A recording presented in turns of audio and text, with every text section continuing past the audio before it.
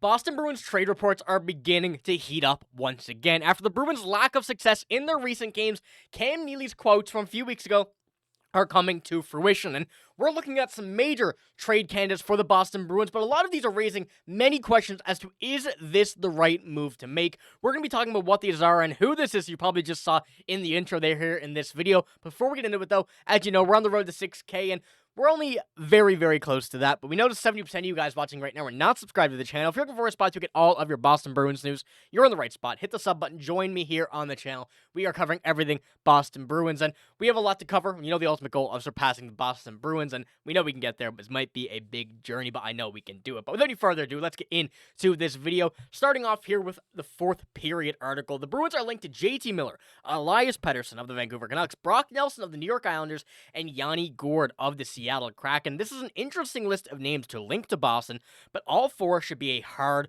pass for the black and gold. Now, at the fourth period article, really starting this off with this is a very interesting look, saying they're linked to some of these superstars in the NHL, linked to another few solid players, but overall, still not being ready to make a trade to add to this team. We've seen Cam Neely speak out about this over the past few weeks. If this team is going to be buyers, are they going to be sellers? What's going to happen over the next few weeks? But the last two games, if they've said anything, this team should be sellers. There's no way that this team will end up being a playoff team. And I hope, of course, that they prove me wrong. I hope that everything here comes out saying, yep, they're going to be a playoff team. They're going to make the moves to do it, and they can. But as of right now, and as of these most recent games, in my mind, there's no way that they can do this. And especially looking at these moves here, of course, they can try and make those, but what addition and what help will they actually bring to the Boston Bruins? And I want to pull up this one as well. Due to this, Bruins president Cam Neely has openly shared that the team could be either buyers or sellers at the deadline, and if the Bruins decide to add to their roster, their top priority should be improving down the middle. Now, of course, Elias Lindholm, we know how that worked out. We know that he was coming in to be for this team. Currently, the third center, or well, flip-flopping between second and third center on this team, ultimately not having the greatest of seasons, though. But Yanni Gourde has been a player which a lot of teams have been interested in, but with a recent report as well regarding an injury for him, many questions are arising as to, will the Boston Bruins actually fulfill a trade for him? Will they work out? Do they have a plan for it? But what we're seeing from David Pastrnak is that even with the injury that he had faced, the Bruins still may have interest in him for a very sneaky decision. So I do want to pull up the injury first. What has happened? Coming up from Chris Johnson, about 20 minutes ago at the time of recording this video, the Seattle Kraken announced that Yanni Gourde will be out 5 to 7 weeks after having a sports hernia surgery this morning. Likely means the UFA won't play again before the March 7th trade deadline. Now, if the Bruins were looking to add to this team right now, obviously Yanni Gourde wouldn't be the best idea. But when we're looking at that, being linked to him earlier on, this was still from, 2 days ago. So before that, you had to have some idea that there was going to be an injury or some injury nagging Yanni Gourde at this very time. The Bruins could choose to use him to, first of all, fill out a bit of that cap space. Make some of that, make some room, trade for him, get rid of some cap space, put Yanni Gourde on the LTIR, and potentially flip him, or choose to use him down the line. Now, the problem with that, to get Yanni Gourde, you'd likely have to give up some assets on this current team to make sure, first of all, you can fit him. Second of all, it would be a fair deal going to the Seattle Kraken as well, because we know they're not a playoff spot. Will they be? Tough to say right now, seeming like they won't.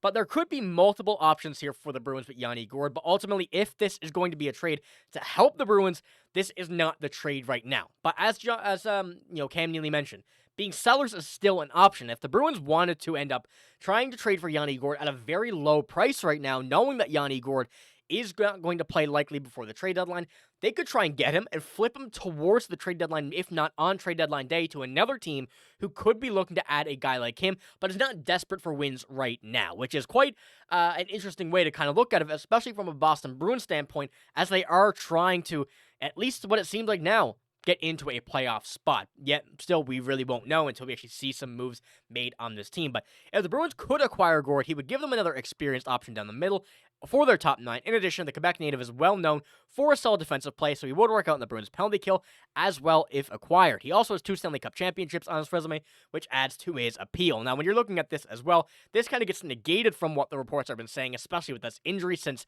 the Bruins would not be able to wait 5 to 7 weeks for this deal. And if this does kind of, make any sense for the Boston Bruins, it would be if they were sellers. So really putting this into perspective and having this article really detail what he would be good for the Boston Bruins with, it don't make sense at this point. But there still are sneaky opportunities, but it really would be one of the worst decisions the Bruins could make if they go and trade for Yanni Gourde right now with plans of keeping him. Now, of course, still, as I've mentioned numerous times in this video, the Bruins would have to be out of the playoffs, have to kind of commit to the sell, commit to the retool, commit to the rebuild, whatever you want to call it, to be able to go out, confidently acquire Yanni Gourde, and flip him in about a month to 2 months' time. And will, of course, the Bruins want to do that? Do they think they can work anything from that?